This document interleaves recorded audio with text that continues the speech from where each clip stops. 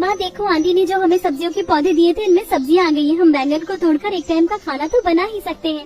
माँ आज मुझे बैंगन का भरता खाना है। हाँ बेटा, आज मैं तेरे लिए रोटी और बैंगन का भरता बनाऊंगी।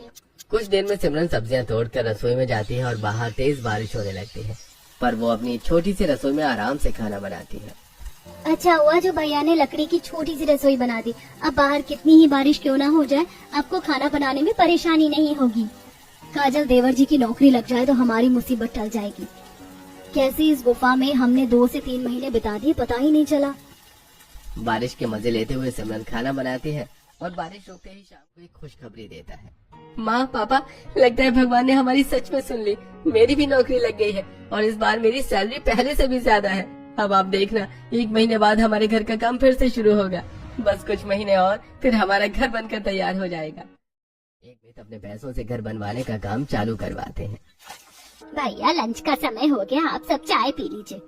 बहन भगवान सब देखता, तुम लोगों ने इतने दुख काटे, जंगल में गुफा में घर बना कर रहे, वहाँ खेती करी, रसोई बनाया, तुम लोग अपने घर में आओगे। सच में आशा बहन, तुम और तुम्हारे परिवार ने बहुत कुछ झेला है।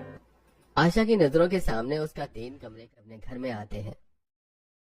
आज मैं बहुत खुश हूँ, हम अपने घर में आ गए। अभी हमारा घर पूरा नहीं बना, पर ये बहुत अच्छा है। यहाँ आकर मुझे बहुत सुकून मिल रहा है। पर माँ हमारा घर तो अभी भी गरीबों वाला ही, अमीरों वाला घर तो हमारा तब होगा ना जब में आ गए हैं ना, वो भी जल्दी हो जाएगा। अब पूरा परिवार अपने घर में रहकर अपने घर का बाकी का काम करवाते हैं और कुछ ही महीनों में उनका घर बनकर अभी बड़ी कंपनी में नौकरी करने लगते हैं, जिस वजह से उनकी गरीबी दूर हो जाती है और वो लोग भी एक अच्छी जिंदगी जीते हैं।